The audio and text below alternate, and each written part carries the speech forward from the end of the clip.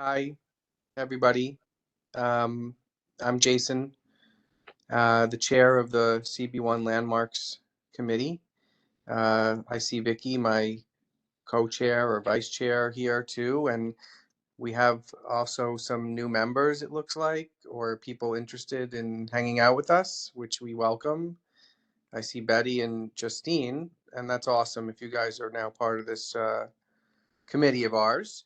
And so, Garrett, are you there? Yep. Hey, Jason. Is this Garrett I know?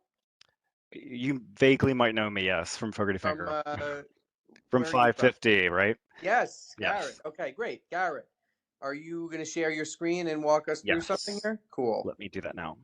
Okay.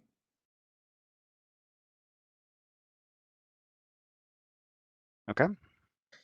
Okay, let's go. Perfect. I think Kenny from Grossman from Rudin is also on. He was going to do a little introduction, but I can sort of just kind of quickly go through. We at Fogarty Finger have been working with the Rudins on a number of buildings throughout the city. They're great caregivers to the buildings that they own and are interested in sort of the life cycle of the buildings that they have. So this proposal is really to create and to continue the asset at 32 Avenue of the Americas, where we have the fortune of our office being a block away, so I'm intimately familiar with the building before we were engaged.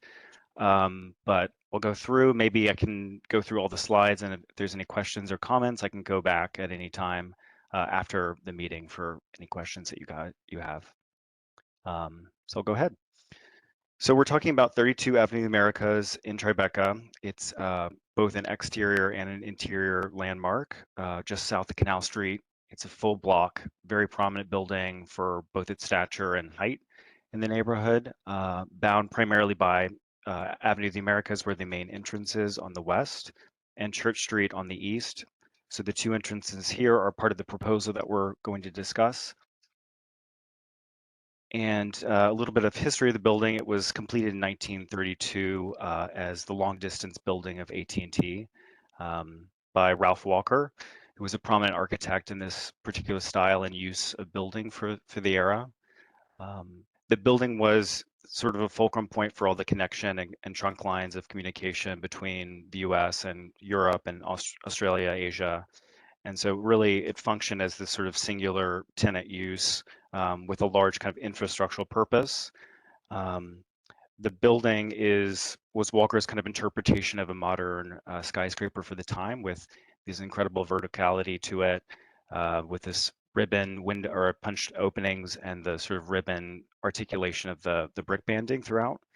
And as mentioned, as it was at its inception, it was meant to be this sort of singular, not super accessible building for a certain set of people. Today, a lot of the issues that we're trying to address are based on the idea that this is now, it's a multi-tenant building for many different tenants, over 1 million square feet. A lot of tech and communication clients are really drawn to the building for its large floor plates and kind of getting a lot of people on the floor. So it's a lot more active than it was initially, which we'll talk about that a little bit more. And then this is a zoom in of the 6th Avenue main entrance that we're looking at here. You can see this is a photograph from when the building was complete. The glass expanse that's above the entrance is actually a light box. It's not a through glass wall. And then below you have these kind of deep recessed revolvers and entry doors. And you have a little bit of a blow up of the plan at right to show kind of Walker's intentional design for these two pivot doors at the sides and then the revolvers set in the middle. So the building was designated a landmark in 1991. These are photographs from the designation.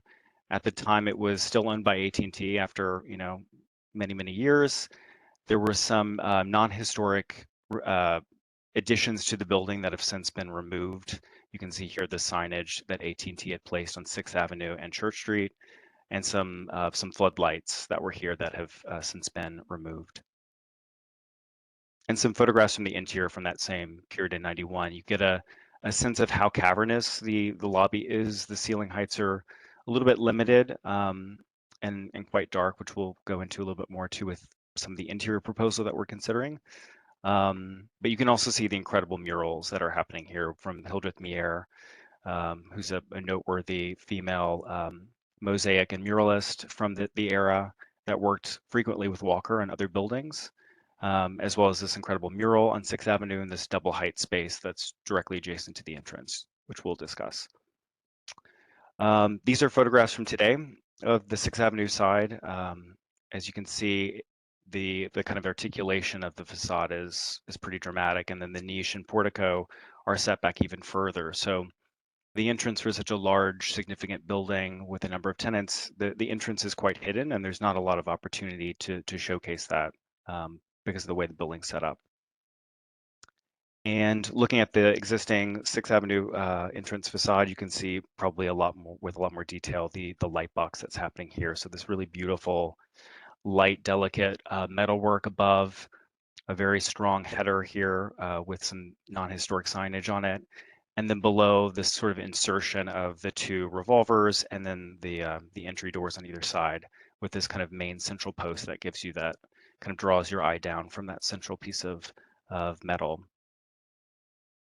And then I wanted to point out this is the south door in that entrance, which has since been retrofitted for accessibility needs. This is the other door is a bifold door, which this was originally when it was installed.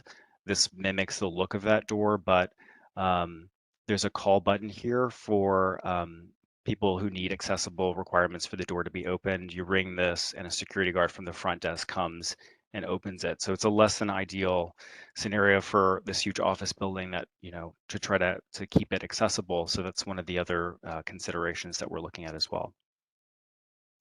And this is the Church Street side, so it's a much more secondary entrance, but a lot of people do use this coming from Broadway in the east. And so this just shows kind of more of a zoomed in shot of what that looks like now with this incredible marble inlay around the header, but quite a discreet entrance if you're walking down the sidewalk. And then these are kind of more elevational shots for you to be able to see.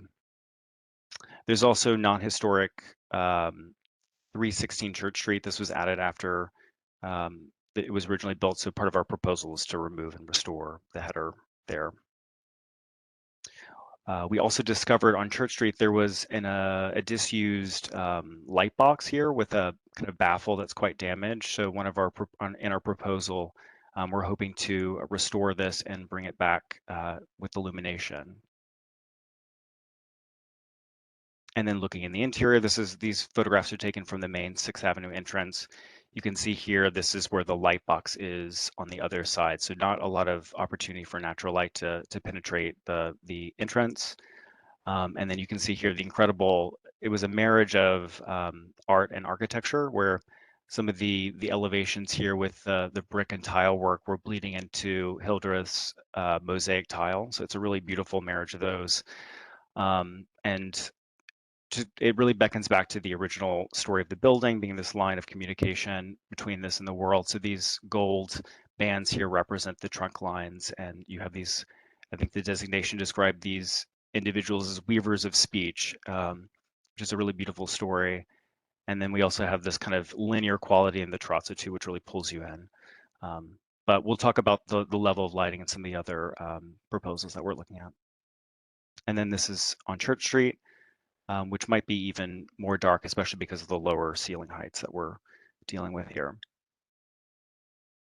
So talking about, we looked at other Ralph Walker buildings of the time and use, and there's really a commonality between he's always has this very suggestive porticos. He's very deep and very vertically articulated glassy insertions above the entrances.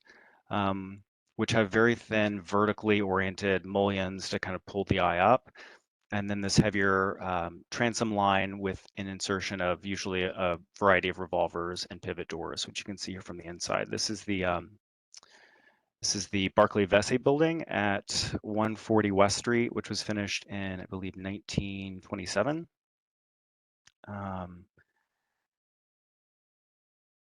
And then this is a very good comparable building. It's nearby at 60 Hudson Street. This is the Western Union building.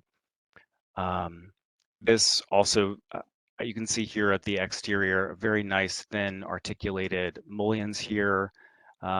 for the technology at the time, very open and transparent, and you can see here on the inside, this is actually that wall. This is glass, so you're getting this beautiful flood of light inside. The interior has, these photographs are from its inception. These lights here have this beautiful uplighting, which emphasizes the height and the architecture of the space.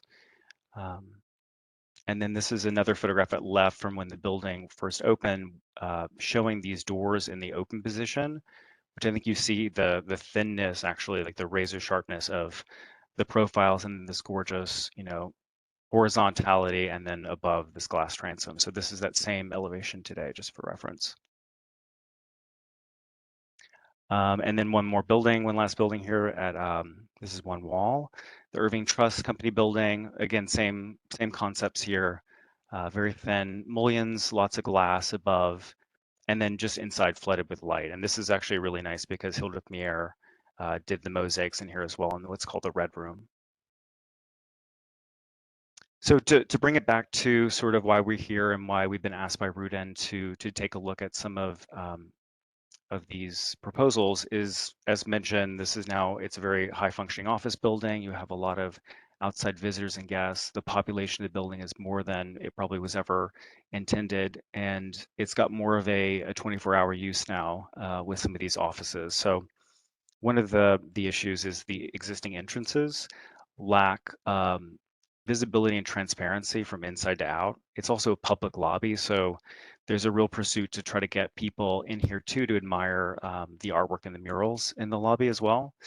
And the issue is even more pronounced in the evening hours where I'll show you some photographs, there's an incredible lack of light, both coming out of the building from itself and then also just self-illumination at the entrances. The other issue is the accessibility one that I had alluded to. Want to make sure that we have this building open and accessible to people without having someone else to help function one of the doors.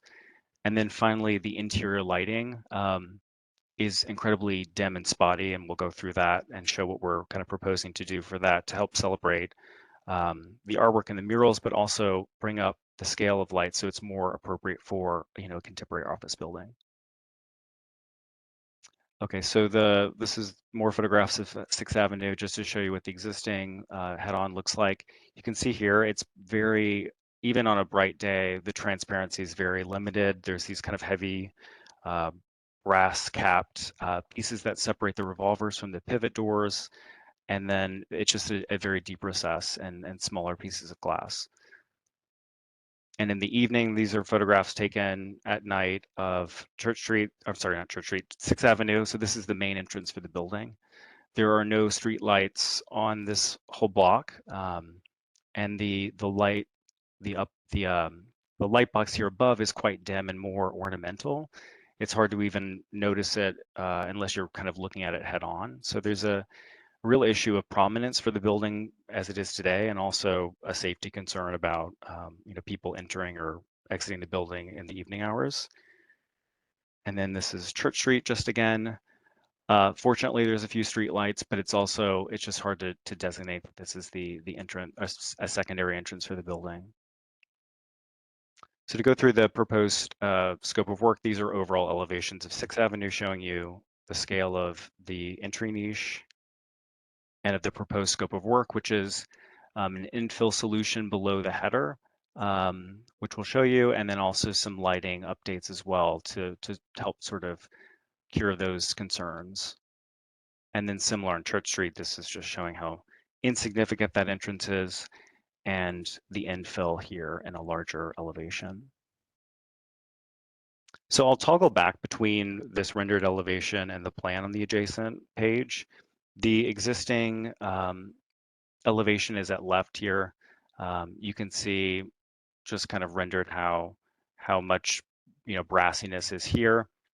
And let me show you the plan. So at left here you see the two revolvers, and they're separated by this kind of bow tie piece here. On the outside it's brass. On the inside it's a face with the brick tile.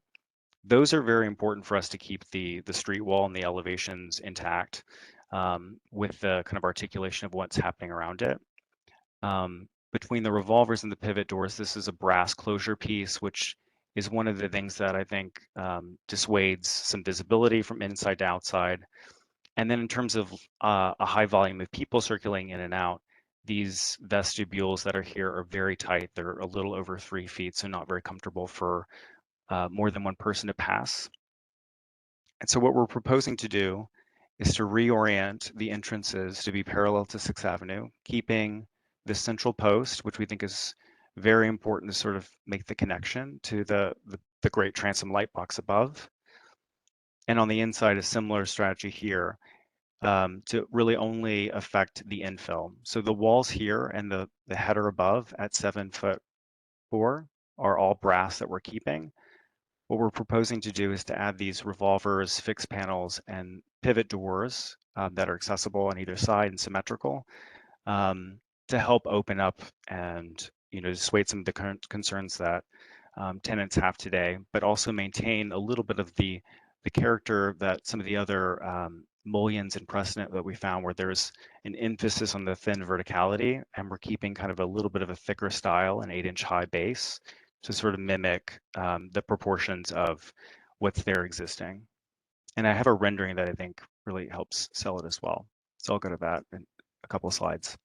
And then lighting, we're thinking of having a mixture of in-grade in the pavement, linear lights mounted 8 inches from each of the niches, which provides kind of a nice even illumination within the niche. And then at the header, similar to what we found on Church Street, adding in a linear head light to wash down to provide some even illumination on the sidewalk, so there's kind of a human scale to the entrance as well. So what that looks like, these are the proposed day and night. So at left, you can see the existing light box, which we're keeping, the uplights in the pavement, which wash up and provide kind of a nice illumination that I think would be quite visible from the sidewalk, kind of as you're walking by the building in the profile.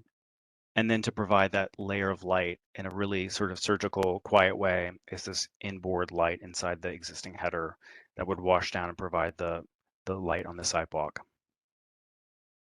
So this is a before and after perspective showing what that looks like. So as mentioned, the side panels we're keeping and placing in kind as we need to, as well as the brass in the ceiling and the middle post. So it's really a strategy about everything sort of from inboard that taking, and then above, obviously we're keeping the light box and the header intact as well. So it's in terms of scale, it's quite a small thing, but I think it's quite effective to be able to see inside, to draw people in, visitors, obviously workers, guests of workers, and make it a more amenable tenant experience. And then from the inside, what that looks like as well. So you can see we've kept obviously this sort of elevation intact and sort of used the infill solution. I have some details that we can discuss, but essentially just cutting sections through it. And then on Church Street, it's the same strategy here. So keeping the existing, beautiful marble cladding and headers, and then just sort of inserting that accessible, pivot doors on the sides and revolvers that have the same kind of thinner proportions, but in the same brass. And from the inside, and then this is an elevation that shows that as well, and as well as the removal of that non-historic sign. And a plan to show that, so you can see here we're basically keeping everything intact in its current location, except the door here. We're just adding a door on the outside that's again oriented parallel to the street. And then at night, as mentioned, we're rehabbing that disused down light box, and also we're proposing to insert a linear light in that header to shoot light up as well, to have a similar effect to what we're doing on 6th Avenue, where you have lighting on the floor as well as sort of lighting in the niche to designate that this is, one of the entrances to the building. And then moving inside, as discussed, the lighting at some point, I think in the early aughts, had been switched to compact fluorescent lighting, all of the sconces here. So they were brightened as sort of a fix to keep the historic fixture but make it brighter. But what that's done is actually created a much spottier condition, whereby these lights are kind of in your face as you're entering and create a real high contrast in the ceiling with this beautiful, mosaic happening around, very spotty, and you get all this reflection in the terrazzo. And it's even worse on the Church Street side, I think, where there's less natural lighting and also this kind of center part of the plan where you're far away from lighting as well. So you can see in the ceiling how that manifests itself. And just elements of the existing lobby. So you can see that amazing mural on 6th Avenue. This is a zoom in of one of the historic sconces, and it in context here to show how it really blows out the distortion of light. This is a diagram that shows the existing lighting in the lobby. So in red are existing historic fixtures that we're keeping and hoping to retrofit. Like to make them LED lights instead so that we can dim them back down once we add additional light, as well as increase the color render index, because some of the lighting I think really doesn't celebrate the subtlety of the colors that were used in the mosaics and the tiles. As mentioned, we're keeping the historic exterior lighting and retrofitting them as needed. And then there's some non-historic lights that we're keeping here as it's a little bit out of scope, and then removing some other additions that have been added over the years. There were spotlights added here to light the mural, which you can see here, and then a library light and plaque here that we're going to remove and move this plaque elsewhere. So we're trying to kind of strip back certain elements and then also bring back a higher, index of color. So our solution, which again, I have renderings and elevations that help show this. The walls are incredibly delicate. They're all the original tile. The ceilings are even more delicate. It's the stucco ceiling. Go back here. Stucco ceiling with all of the, glass mosaic tiles that are at the perimeter. And then as mentioned, the walls, this is, original tile. It'd be quite hard to try to find and replace in kind. Our solution is to use uplighting inbound in the floor. With the outer band of terrazzo here, there's a dark 8-inch wide band of terrazzo. We're proposing to insert very small 1.5-inch diameter flush uplights into the floor in certain moments using the language and the articulation of the wall, which I'll show you here. There's a band of these vertical chamfered darker tiles that they coincide with adjacent to doors and sort of at moments when we don't have the sconces. So it works really well to be able to insert moments of light here that wash on the wall to provide some interest there, as well as, most importantly, fill in the gaps in the ceiling that create a nice, more even illumination of the murals. And then at the main sort of Atlas mural here on 6th Avenue, we have a similar inboard linear 1-inch wide diameter light that runs continuous, which I'll show you a rendering of, which lights up the mural beautifully and evenly, and again, sort of creates a better color render index. So these are some mock-ups that were done with a version of the fixture just before and after to show you what we're talking about here. You can see a little bit how before there's kind of a dark patch here, which this helps fill in. And some other photographs here just to show the effects of that. We also think it's a lot easier to be able to patch the existing terrazzo. As mentioned, like every other surface is so much more precious. And so that's why we want to isolate it into just this outer band and keep everything else in the lobby intact exactly. And here's a before and after rendering as well to show that we're using the language of the lobby to dictate the placement and to infill. And then on the 6th Avenue side of the mural, this is that linear fixture that we're proposing along that wall, which creates a nice, even light source on the mural. And some details here. This is the actual fixture. It's got like a micro flange on it that's in a bronze that matches. This is the color of the bronze to the actual terrazzo. And then it's got a glass lens and a black regressed housing. So the actual opening of the luminaire is, I think, 3/4 of an inch. So incredibly surgical and thoughtful about not affecting the rest of the lobby. And same can be said of the linear fixture. So that's, tried to keep it as quickly as I could, but that's the proposal.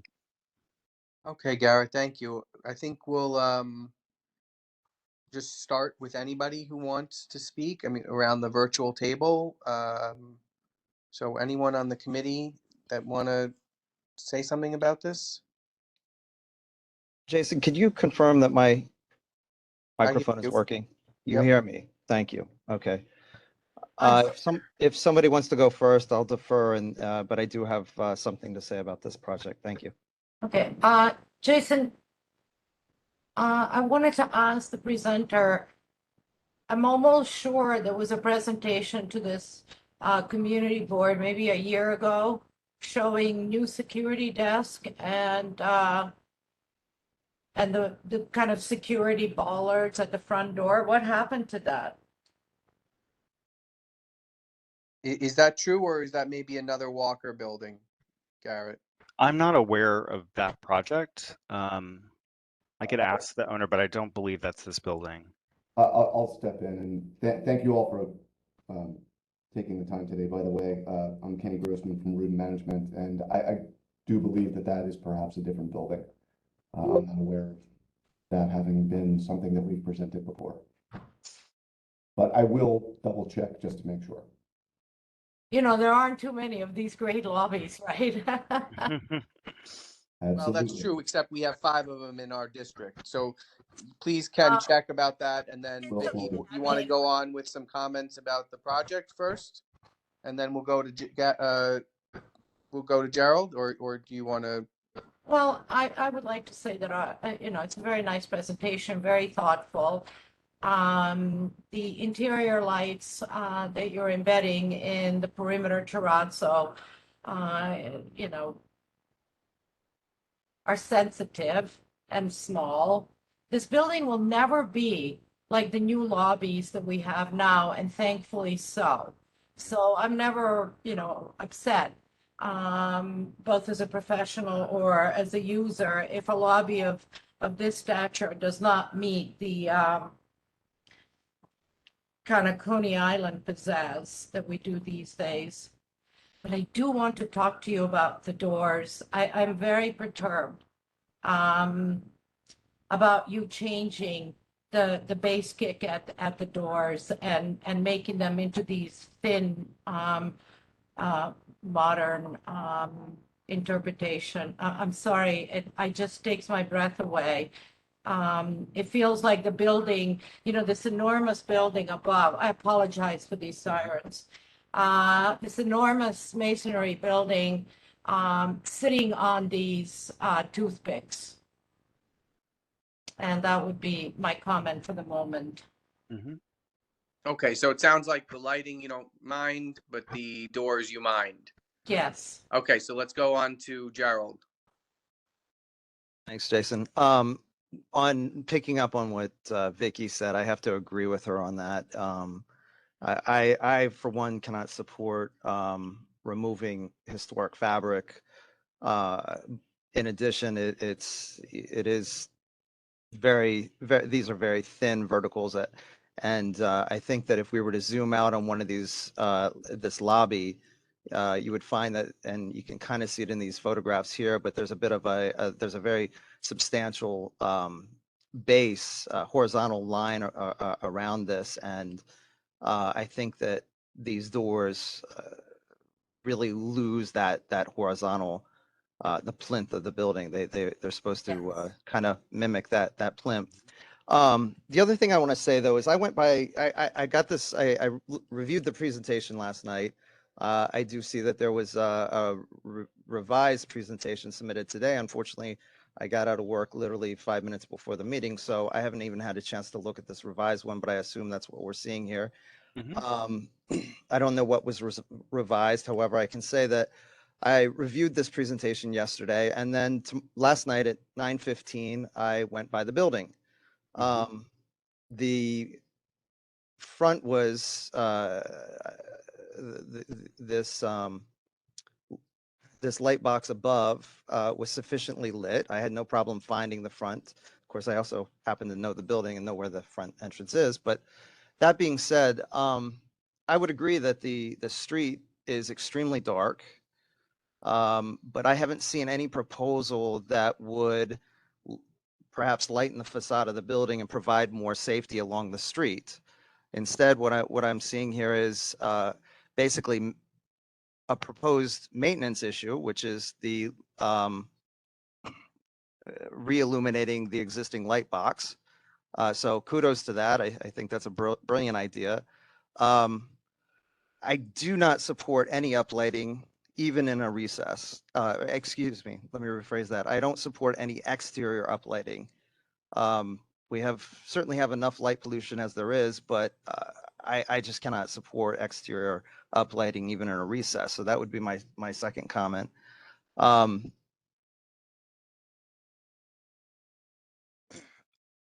On the inside of in the lobby itself, I guess my understanding is this is obviously a landmarked lobby, correct? Landmarked Correct. interior. Okay. Mhm. I did notice that just inside this, and forgive me, I know there's not a front and a back door, but the 6th Avenue entrance, I should say. Just inside that to the left are two lights pretty high up that are shining on that mural across the lobby, and they're very glaring. I Yes. can understand wanting to get rid of those. I don't. Here's my problem. If we can go back to, I believe it's page 13, the left photo, which is a photograph of the existing. Mhm. I do see glare. I understand what you're saying there in the daytime, and I've been in the building in the daytime as well. However, if we flip over to page 33, Mhm. which is a rendering of the same lobby space, suddenly we're not seeing any. I mean, there's an artistic license that's been taken here to kind of exaggerate one photograph and minimize the other, and based off of that, I have a very difficult time making any comments on the presentation regarding lighting. I feel like some of the existing photos have been, the contrast has been bumped up, they've been made darker, and then some of this newer presentation is just lightened up tremendously. And I just have a very difficult time supporting, again, removal of historic fabric, but especially based on faulty renderings. I don't think it gives us a clear picture of what's actually happening in the lobby space. And when I was in there, the lighting was sufficient. It was actually very bright when I walked in the lobby yesterday evening. All right, Gerald, I think we That's know all I have to say. Thanks. you don't like it. But Pat Moore has her Well, hand I don't know I don't know that it's a liking thing, Jason. I just want to say, I mean, if we had some scientific evidence here, maybe a photometer showing existing and what's acceptable in modern buildings or something, we would have something to discuss. Would you But like instead, it? we have photographs that are and renderings that aren't showing the true situation of this lobby. Just so I understand, would you prefer it to be more I don't know how to say it, more much more lit inside than it currently is, or you like the way it just is lit, forgetting about adding and taking away, just the light quality since you were in there? Do you like it the way it is? Would you think it would be better if it was brighter, or just curious? I think it was fine. The Okay. lighting was fine when I was in there. It was bright, and I'm somebody who really cares about being in a lit situation, especially doing work. Uh, you know, my take is that the uplights really are for dramatic effect. I don't know how the lobby is going to be used in the future, but it felt like it was more for maybe a movie set or maybe parties or something. And I just, sure, it can be nice, but I didn't see any benefit fully for that. Frankly, I could support something more on the outside of the building that were downlights just to be able to illuminate the exterior of the building for safety purposes. Okay, Pat Moore, please. My first reaction is something that Gerald and Vicky pointed out. I don't understand why the horizontal element on the doors was removed. I think you could have more glass. I don't mind removing some of the brass and having more glass, but I miss that horizontal element. Okay, can we clarify something, Garrett? Are these Sure. doors original? The doors that are there currently are original, yes. Okay, great. Susan. I just want to agree with Gerald and Vicky around the doors and all the glass. I couldn't abide by it. Okay, anybody else have something to say on the committee? Anybody else that's on? Oh, okay, who's that? Betty, yeah. It's Betty, yes. I just wanted to make a comment because one, I'm thrilled to death you're going to make the doors automated since I'm one of those people who relies on them. But I also want to point out to people, so be kind, that I know in my building where I pushed to put in automated doors, people with strollers, people with wheelchairs like myself, people deliveries, those with weak or painful upper extremities. The list goes on and on with who really relies on those. So I'm thrilled to death that's happening. They have one already, right? They have an ADA door button in existence. It doesn't automate the door. Yeah, it not. It's not requires the automated, guard. yeah. Yeah, So but if you is think it's it, fun to sit there in the rain, waiting for a security guard, who I've waited up to 15 minutes for them to let me in the building. Right, but, Believe me, most of you would never go to a building if that's what it took to get in the door. right, but that can be fixed easily. Not easily, because that brings up my other points, because I use these all the time. One, I want to make sure that, excuse me, there has to be some other option, because I know on windy days, most places shut down their electric doors because they just don't function when there's wind. So there has to be a backup plan for those days because they come pretty frequently. Betty, are you saying maybe the backup plan would be what it currently is as a backup? Some intercom to the person that could come out? That would be the backup? Some do, that's very undesirable, but some Okay. do that. What do you see for other backups, being that? Well, often if there's a security guard nearby, which they'll often put near the door on windy days when they know they can't open it. I see. Okay. But you know, the solution can be looked at, but be planned for a plan B, because I know there are days when they can't be. It also depends on the weight of the door itself, because again, I would ask when people come back to talk about the weight of the door relative to the power of the opening mechanism, because those heavy doors, those power mechanisms break all the time. So it is a very unreliable door, which is really of no use to anybody. Right, but if I can just chime in, there are ADA requirements. It's like 5 pounds per whatever square foot. What I would say is that it is not our job here to design any of these things. It is just to point out to the architect that we would like to have an ADA door. And that in our world says everything, because there are. No. Sorry, I hate to disagree with you, but I live this experience. I know, And I can Betty, tell you, we're I'm not, just checking on the things that are issues I want to make sure they look at. Can so I just what we jump can in? tell them is that we need an ADA access that complies with all the rules. More than the rules.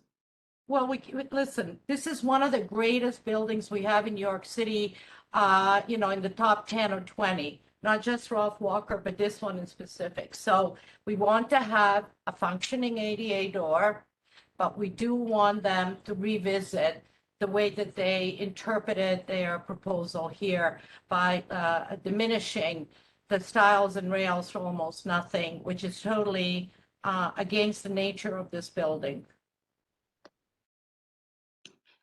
Okay, another Okay. building I can't get into. Thank you. No, So, Betty, it's not like that.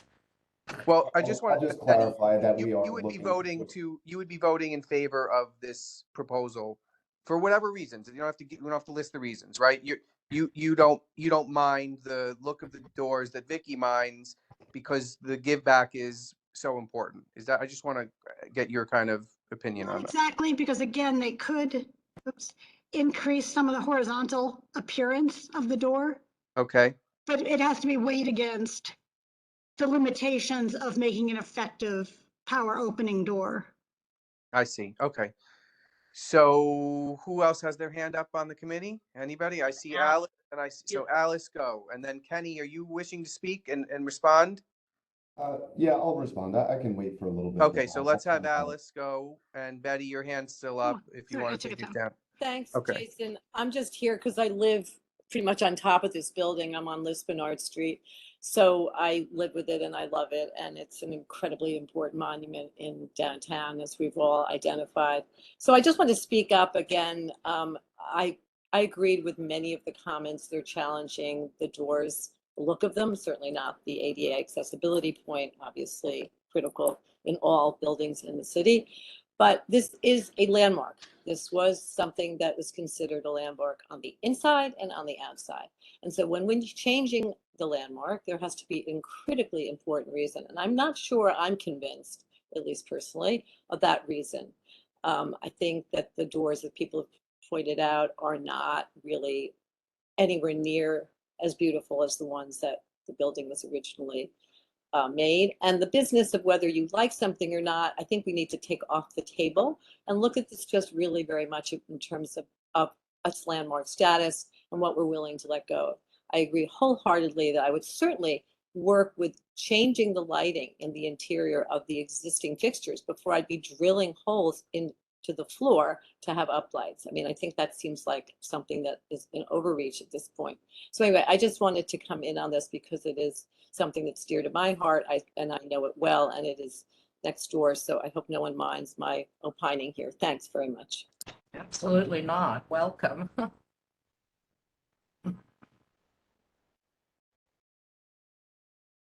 Kenny? Ken, if you're ready to go. Yeah, hi, thank you. So sorry I wasn't able to chime in at the beginning. I've not used WebEx, so I didn't see where the mute button was, but just wanted to, from the ownership side, note that the Rudin family is multi-generation and invests in buildings for the long term. Rudin buys the buildings or builds them and holds on to them and wants them to be maintained as a part of the community, and obviously successful buildings in their own rights. So we do what we feel is best for the maintenance of the building and the life of the building, as well as it being a coherent part of the community. And so we very much welcome all of your feedback, and we'll work with you to make the most amenable revisions that we can. But I did want to just respond to a few of the items that were brought up, and I'm not arguing, but just noting that in terms of the interior lighting, while these lights are individually bright sconces, which yes, you're seeing here that each one is bright, they're overly bright, and they were brought up in brightness from where they had been before in order to make the lobby a little bit easier to navigate, let's say. And what it has done, as Garrett was saying, is created sort of these hotspots, which give this great contrast and don't really give the it can be a disconcerting. It can be a bothersome experience on the eyes, and it also does not, I would say, illuminate the mosaics and tiles, as Garrett was noting. But that being said, we can, of course, take all of the feedback into consideration. And the last thing I just wanted to note in terms of the doors was the visibility into the door inside of the lobby. These are beautiful existing doors, but we're also trying to weigh the life of the building as a commercial office space, and trying to make it welcoming to tenants so that there is high visibility to enter and make this a more welcoming commercial space. And with that, I again thank you all for your time. Is there anyone from the public here that wants to say anything? No. Okay. So, and everyone's on the committee's had what they wanted to say about it? Okay. Jason, I just have one question then. So this is regarding with Kenny being here. So I hear what you're saying regarding the hot spots. And so again, my being in the lobby last night, things seemed to be sufficiently lit, but what I understand you saying now is that that's because the lights were brought up. And so it's an issue of perhaps quality of light. Yes, Okay, I all right, very much agree with that characterization of it. okay, I understand that. So we're running really late, Jason, right? Yeah, well, this is an important bill. Oh, it's very important. Our time fit into an arbitrary schedule, and yes, we got long. It doesn't sound like people generally are into the doors, and it doesn't sound like we want people drilling even small holes into the terrazzo. um I kind of actually wasn't so taken aback by this in the beginning, but now after hearing why people don't like it and how it connected to the base with more, the doors being more having robust frames, I think that it sounds like we have a negative resolution here on the door looks, with the comment that I think we all, or two comments or whatever it takes, that of course we want the building developer to make his building fully ADA accessible. And so I don't know if anybody else wants to weigh in. It seems to me like we're not in favor of this door replacement work. I'm sorry, Jason. Yeah. Can I just chime in one more time and I'll make Yes, it quick because the accessibility component, I very much hear the intensity around it and very much agree with it. It is a big part of this. And the ADA accessibility components that we're looking to implement are automated doors with intercom and remote access, so that even if, say, it's a windy day, it's very easy to push the button for the security guard who is, probably 40 feet away at the desk just past that lobby, is able to open up the door the way that they do now. But, obviously we don't want to generally have to wait for somebody to open the door. So that is very much a component of this.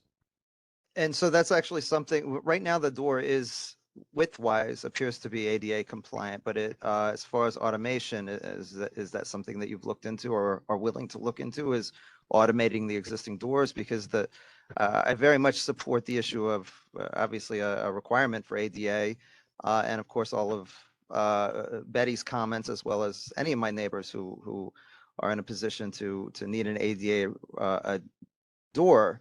However, we're balancing a landmark building with code requirements, and the issue isn't so much whether I don't want to say this. It's not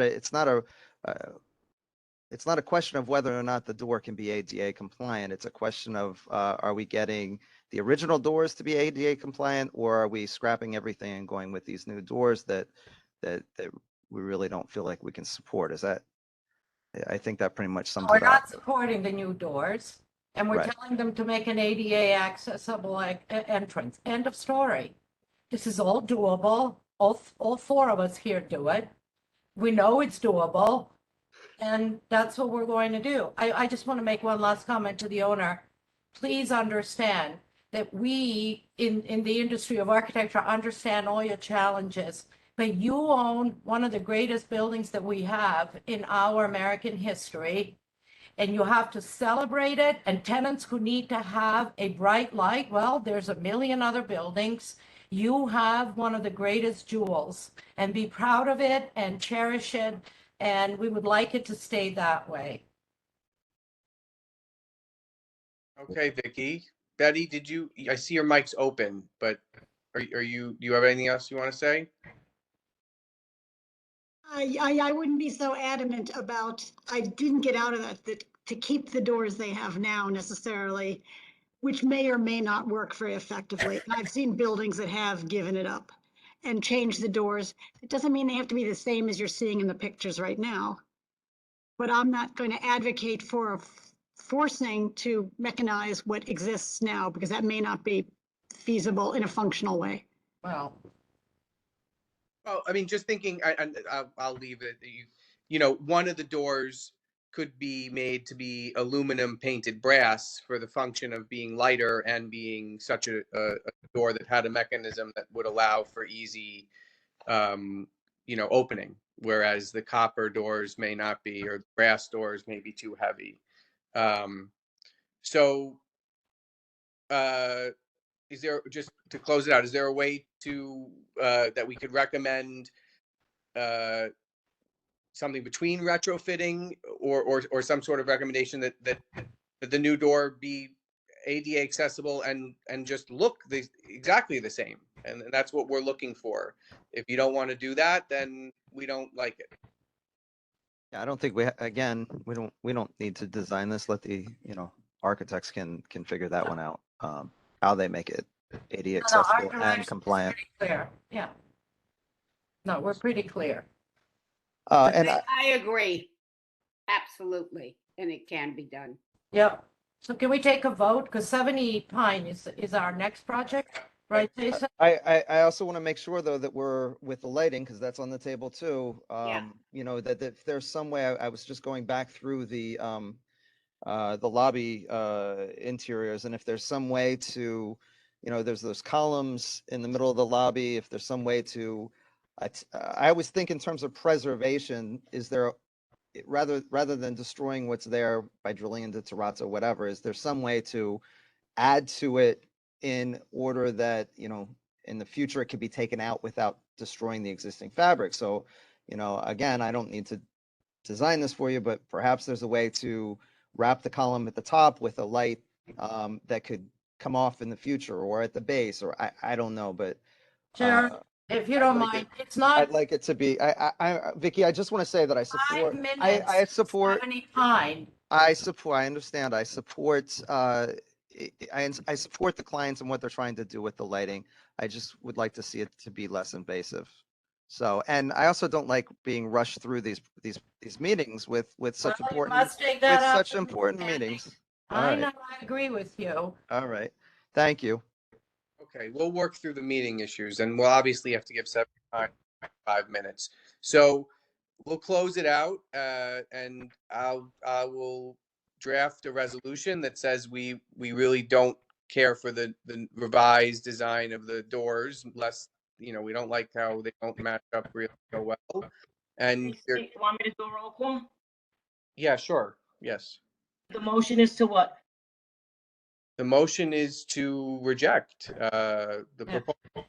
So if you reject him, please say yes. Jason, Yes. Vicky, Yes. Susan, Yes. Gerald, Uh, um, I reject with whatever that's called. I'm being put on the spot here. I'm trying to think about this. Reject Abstaining? with conditions. okay. We'll try and list the conditions. That's fine. Betty,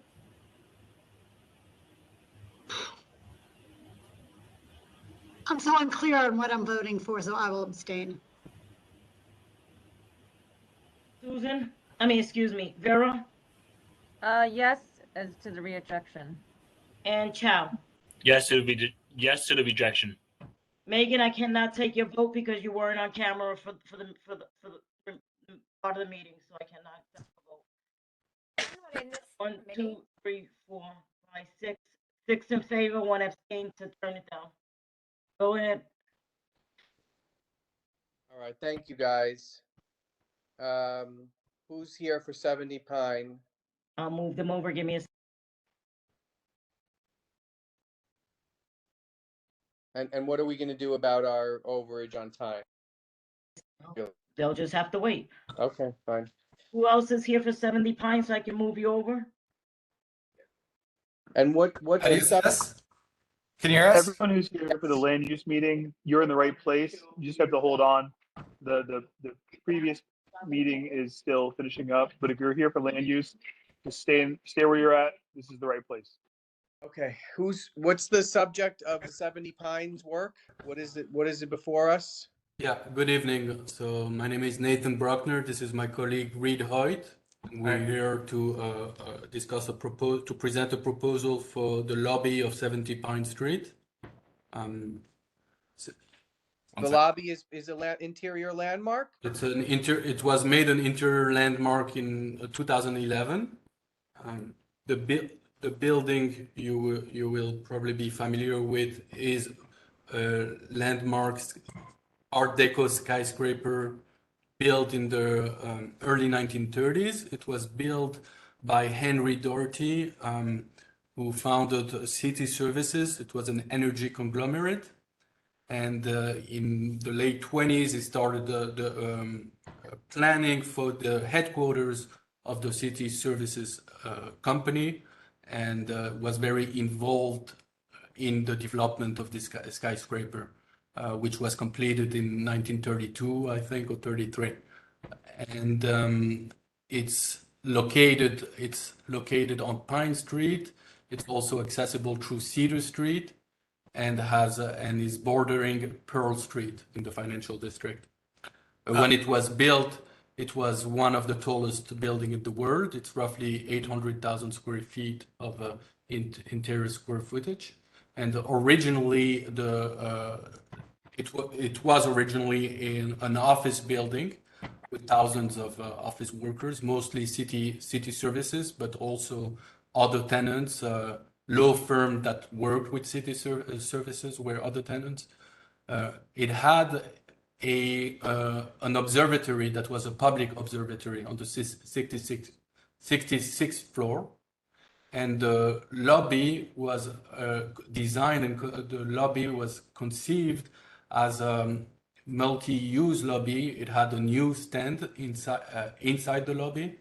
There was a restaurant that was accessible from the lobby, a hairdresser, a Western Union counter, and there was also on floors above an athletic facility on a full floor of the building that even had a boxing ring, and a law library that was accessible for the public. So the lobby was a bustling place, that was inviting the street in. It was very lively, and in the 1970s, the building became the AIG building, American Insurance Group, and that's often how it's known to this day.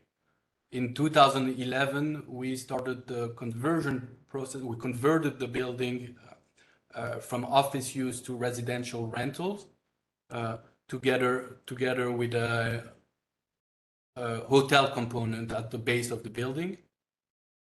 And so this is a floor plan of the building.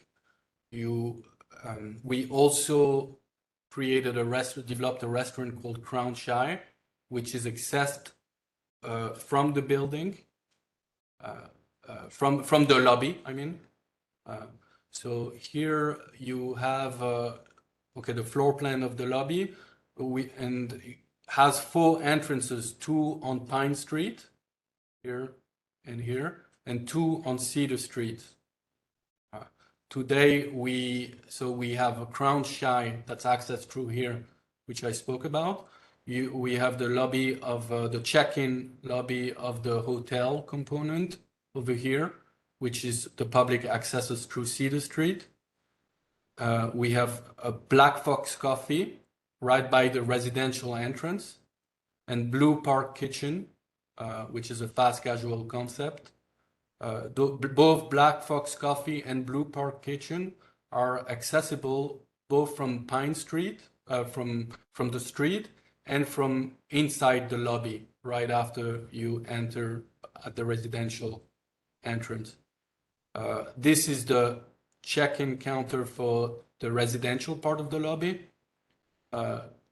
And those are the elevators, the elevator banks to go up to the apartments upstairs. The area outlined in green is the historic, what is a historic landmark, and the area shaded pink is where we're proposing to add some freestanding furniture and create a lounge. So the reason we want to propose this is that since we've converted the lobby to residential, there's much less actually activity than there used to be, even though we have people coming inside the lobby to go to Crown Shire and also accessing the lobby from Cedar Street to go to the hotel. Today it feels it doesn't feel activated. The lobby feels a bit empty, and you're kind of not sure whether you're supposed to, there is a public part. It's like publicly accessible, but it feels a bit like you're not supposed to be there. And so what we want to do is like activate it and create it, much like what the Ace Hotel did on 29th Street and Broadway. And so the programming is we want a place to sit, and that so you can pick up a coffee at Black Fox Coffee, or pick up lunch at Blue Park Kitchen during the day and go sit in in our proposed lounge, and also for it to be used for the residents, the apartment residents, and the hotel guests to just go down to the lobby with their laptops and be able to work from there. And then at a later point in the fall, we're hoping to create to create a bar in this empty retail here that would be able to service the lounge from starting early evenings after work hours and in the evening, further activating it in the evening. These are a couple pictures of the historic pictures of the lobby. And so this is an actual photo of the space we're proposing to do this new seating and freestanding structures, where you can see that's Black Fox Coffee right there. And then to the left, you have Blue Park Kitchen, which you can't really see from this angle, but it's accessed through a door right here. And right around the corner is the entrance to the building. And typically you have a lot of, residents just coming right in and going straight to their apartments. And that's accessed through this elevator room over here, which is directly behind these seats. And it is blocked by this glass partition, which just generally makes this space feel very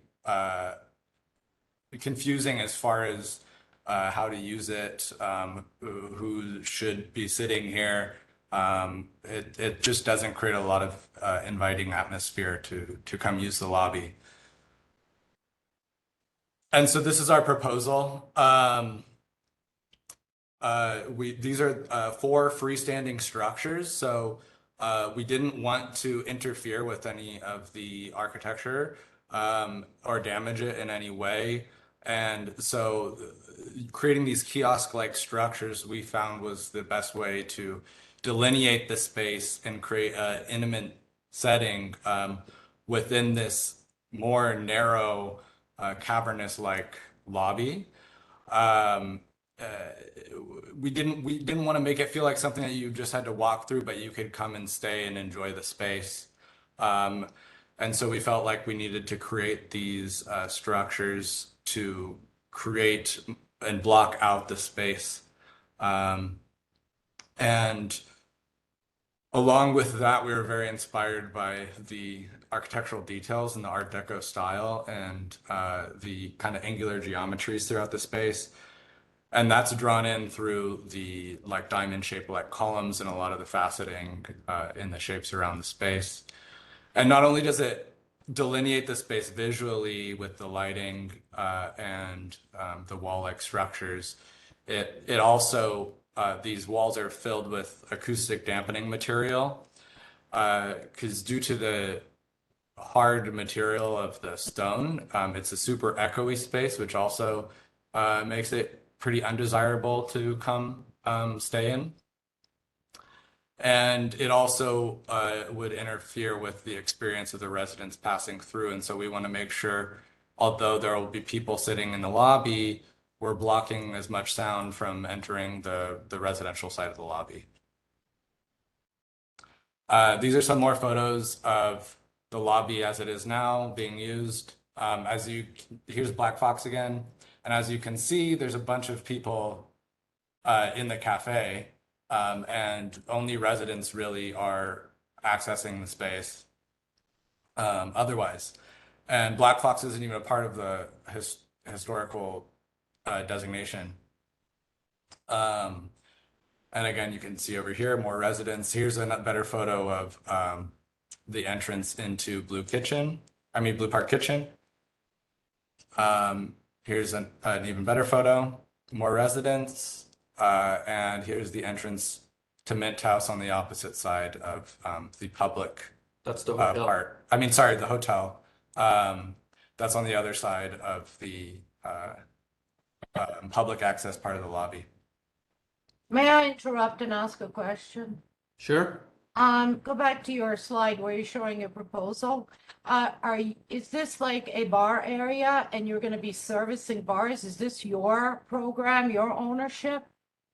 Yeah, so it's so basically during the day, this is a space that is only serviced for maintenance, for cleaning, but it's available. It's publicly. It's like you can walk in. We're hoping that residents, hotel guests come down with the laptop. We're not servicing for drinks during the day, but you can go to Black Fox Coffee, where my arrow is pointing. Yeah. Your drinks We from all there. know this building really well. Don't worry. And the Blue Park Kitchen for lunch. Then in the evening, we're hoping separately to create this bar and then to service it as a bar in the evening. So during the day, we you're have- saying I can go to this kitchen, buy some food or get coffee and then sit Yep. here? Exactly. Yes. Okay, thank you. I think we got the plan. Is this the only intervention? I just want to be sure. This slide is otherwise today a lobby with a Yeah, we have more photos and renderings. But this is only space. Our proposal is just for this, what's shown here, and it's what's shown here. It's only in part of the historic lobby, right? Okay, if you wouldn't mind, let's stop the presentation. Keep showing some photos that show the proposal, or if you want. But I have some questions. So these pieces of furniture, are they attached to the ground? No, No. they're freestanding. Okay, so why is that coming before us then? Is that necessary, or is it really these temp walls that we're here to see? They're temp walls. We were told- advised by our landmark consultant that because based on a recent project that they had done at for Right, you have to 195 anchor- Broadway. Hold on, you gotta anchor these walls, otherwise they can fall over. Well, hold on.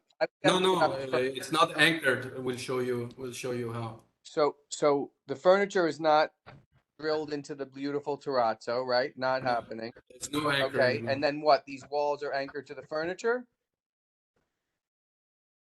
Well, Reed can speak about Okay. to that. No, it's just a freestanding kiosk-like structure. No mechanical fasteners on anything that you're proposing here.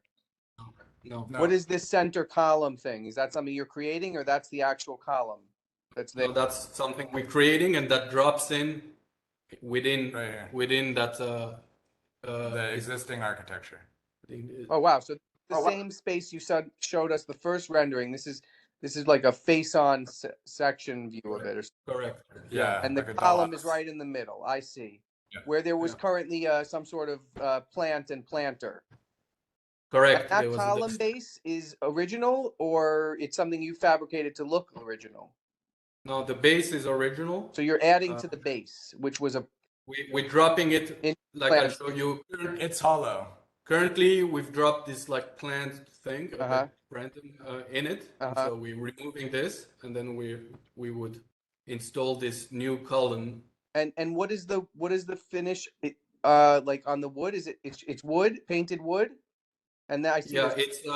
it's a mahogany stained wood, lacquered with a very glossy to make it look like a very 1930s like boat or Where's the like cork? Harris Power. Where are you putting the cork? The cork's the crown that emphasizes the uplighting coming from the structure. Cork is the crown. And what am I looking at as the panel? What's the panel? That's the mahogany. The panel is woven vinyl. Uh-huh. That is partly transparent, open, partly open. Right. For the sound to travel behind, and inside we'll have some sound dampening, sound absorbing material. Okay. Can you give us, and then I'll be quiet. Can you give us somehow either like a back and forth if you don't have it on a slide, or if you do have it on a slide, before and after? Something that shows us before and after. And I'm going to leave my comment on this and then go around the room. I mean, so before yeah, and after. That's before and after. Okay. All right. So I'm going to talk and then we'll go around. I don't mind it because it seems completely reversible. I'm not going to comment on how, you know, the public can or can't use it and who's going to use it and charging and public space and blah blah blah. I think that you've picked up the appropriate styling and it feels very 1930s to me. And since it's all reversible, I can't really, I'm not really against it. I think it's kind of cool, and I hope that it gets used more if that's the goal. So I'm going to stop on that, and then we'll see if everybody else likes it at all. Who's going to go first? I see Gerald. I see Pat. Let's go, Pat. Ladies first, and then Gerald. Hand was up first. Thanks. So. I mean, I well, think but we're going to go ladies first, Gerald. aesthetically, I'm fine with it. I just want to talk about the liquor license. So I think that, you know, you have to keep in mind that if you intend to serve alcohol, you need to apply to the licensing committee for a liquor license. Yeah, we intend to do this. We want to build this thing with like even, I mean, we would apply for a liquor license once we propose this bar that I mentioned subsequently, but we want to build this lounge regardless, even if we can, even if we can do You don't want to build it and then not be, I'm not saying you wouldn't get the liquor license, but I'm just saying keep that in mind. Thank you. Okay, Gerald, and then Vicky. Thanks, Jason. Can we go back to the straight on view of the center? This or the elevate, like the drawing? That there is fine. So I just want to say to the committee, I think I'm not as familiar with the Nobu, but what is coming to my mind is 49 Chambers and the event space there. I absolutely love engaging historic lobbies to bring more people in.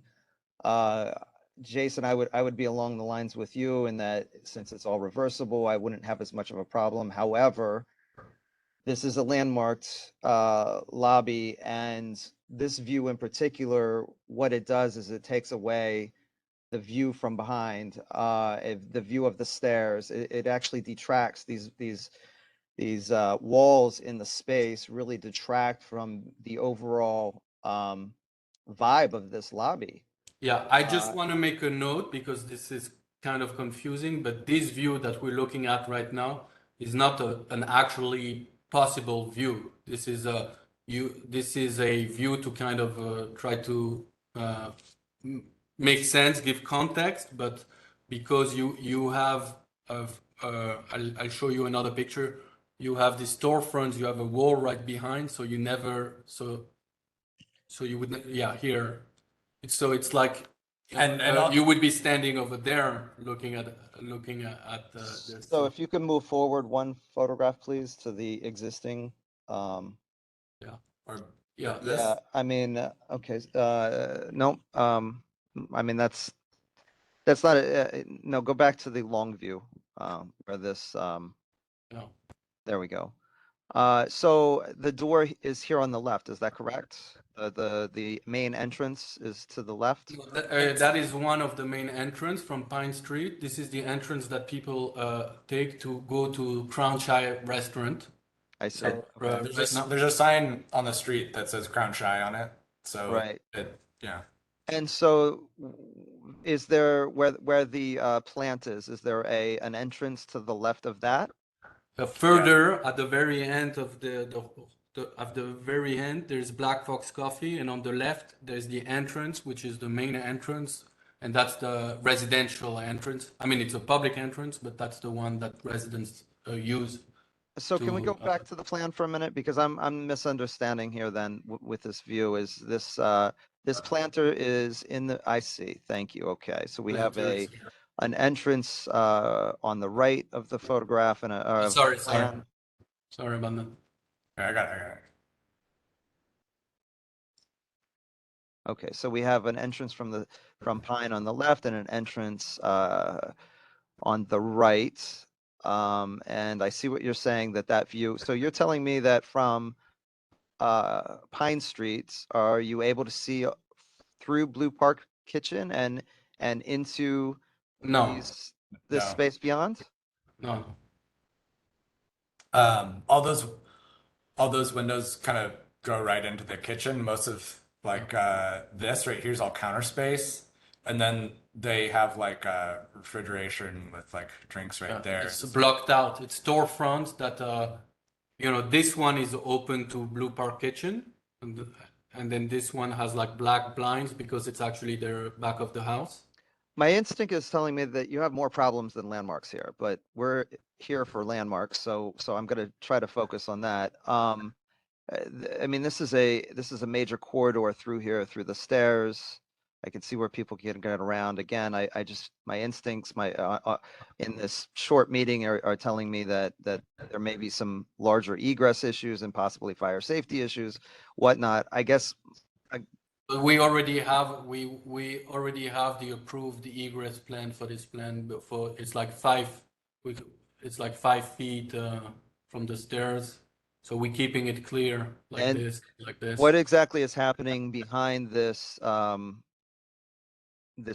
I see this residential lobby. It appears that there's some sort of, in the elevator bank, it appears that there's some sort of, is this a doorway? Is this a glass partition between the, no, I don't have control, so I can't. There, yeah. Yeah, there we go, right there. I'll go back to a picture of what's happening there. That's what you see here. It's a barrier. So it's a glass partition. Behind it is the residential part, and in front of it is the public part of the room. So it's glass. Basically, it's glass or it's mirrored? It's glass. It's very difficult to see in the photograph. Okay, it's glass. And is that a newer addition or is that a historic? Is that historic? No, it's not. It's a newer addition. It's a newer addition, but it was made all glass so that the overall view into all of that would be seen, and therefore we're really, this intervention is truly cutting down on the view through to the residential lobby. That's the intention, because we have this partition. We have this partition at various parts in the lobby, and we feel like this partition So I've seen a lot of these places, a lot of these historic lobbies, and even modern lobbies, very successfully engaged with tables and chairs and movable furniture. I just I can't support the freestanding kiosks. I just feel like it cuts down too much on the views through the landmarked corridor, but. That's all I'm going to say on it. Thank you so much. There's others that have comments. Okay, who else wants to? I see Alice, but who else is there? Alice, you go? No, let your committee go. I just had Okay, go ahead. Who else on the committee? Who else on the committee? I don't see anybody. Chair is on the committee, Jason. Your co-chair. Oh, well, you're the one, Vicky Cameron. I thought you spoke, but yes, go, Vicky. I did not. So I want to ask, first of all, you're proposing only one part now, but you could possibly ask later for a further extension going vertically north-south, right? No, actually, Fine. no, it's like, yeah, we would have like furniture here, but that's not as high as there. That we had another rendering. Just that- tables and So stools. I'm not going to comment on ownership. I'm not going to comment on the program. I don't know who you are. I don't know if, you know, this is something that ownership of the building is asking. I will comment that this is primarily a residential building, an enormously expensive property. Tenants, you know, have the right to their privacy. This is a landmark lobby. This is one of the most beautiful buildings. That front door is spectacular. And I'm sorry, you cannot go in. This is not Nobu's restaurant. And also, I think that building where Nobu is all commercial. So tenants leave at night. They don't have to listen to people talking and coming and going and getting drunk and all that kind of stuff that accompanies. I'm sorry, I cannot support you touching and infilling and changing by your intervention the entire feeling of this lobby. That's my comment. So Jason, are you on or are you off? I'm on. I'm just I'm done. Maybe Alice can go next. Alice. Vera. Well, I appeared for this one too because actually I actually asked it to come to your committee because originally it was only going to licensing, but I knew the lobby well and assumed that I was surprised that it wasn't coming to landmarks. So I'm very glad we've had a look at it. And that said, another lobby we all know and cherish, I don't think you've hit the mark yet. The question of whether it's stuck to the floor, reversible, I think is a bit moot. I mean, the idea here is it may be removable, but the intention is not that it's going away in the next 6 months. So keeping that in mind, I think it's very difficult for anybody to assess this without seeing the whole together. In other words, the before and after next to each other. But I've done that. And I think where you really need more work is, to me, the way that this thing obfuscates both the stair, but moreover, the ceiling. You have this very elaborate kind of light structure that I think is going to really compromise the extraordinarily beautiful ceiling that you have in that building. So I just think it could use, if I may say, a bit more work to be a little bit less architecture. You know, you could put seating in there, which is a welcome addition, I'm sure, for folks, but I think it doesn't need quite so much architecture. And I that would be my, you know, hope that this could be scaled back a little. Thanks very much, Jason. Okay, Vera. Well said, Alice. Well said. Thank you. Yes, oh, from a non-architect person, I too felt that it was as if you had sort of just took these three things and plopped them right there in the lobby like that. So, and it feels rather heavy and tall. So if we're taking away from the beautiful staircases on both sides and the entrance, activating it and putting in furniture in there is fine. But if, again, repeating what Alice is saying, if you can somehow work it so that it is not so heavy and it flows with what's there already, and not be so jarring, then I would be able to get myself around this. Thank you. I spend a lot of time in there, and I have friends who stay there. I agree with Alice and Vera. It's you've got to come back and show us something better. That's what I think. It's just too much, and you block the gorgeousness of that building. It's just remarkable. Okay, is there anybody else on the committee? Anybody else from the public? Yeah. Me, I just want to say they were approved for a liquor license in July of 2021 to extend the bar to the lobby. I can forward that resolution. Well, I don't need it, but Don't need it. Well, They have to come back. It doesn't matter. It's okay. I feel Okay. like I opened it by saying I didn't mind it, and my committee members have straightened me out. So we're going to reject this because we think it compromises the beauty of the lobby, and we'll focus on that part. And it's simple, if that works for everybody. And When did they go to landmarks? August 9th. August 9th. August 9th, okay. I mean, Jason, you know, seems, since it's all in the lobby, do we, I don't know when we meet again, but are they able to come back before that? would you guys like to come back with something different, or would you most likely just be coming back with the same thing? Well, with something. We have to discuss with our landmark consultant, I think. Your landmark consultant or your landmark staff person? No. What are you asking? Was it Would you like to postpone going to the public hearing on August 9th? Because No, it's very important okay, to so us. that's that fine. we- Okay, so then we're gonna write a resolution that doesn't that suggests rejection because it takes over the lobby too much from the original features, and then you'll go to the board with that, and you know, and you'll go to the commission, and maybe they'll disagree with us. So Are you ready? I'll thank you. And Thank you. Are you and ready for a vote? yes, call the question. So you're voting to vote it down. Yes. Jason, Yeah. Vicky, Yes. Susan, Yes. Gerard, Gerald, yes. Gerald, And, sorry. and that's Eddie? okay, and I'm stepping Yes. away from the computer, thank you. Eddie, is that a yes? Yeah, that's okay, yes. Vera? Yes. Okay. That's it. 1, 2, 3, 4, 5, 6 carries. Motion carries. Good night. Okay, so I'm Or gonna unless sign. you have new business, sorry.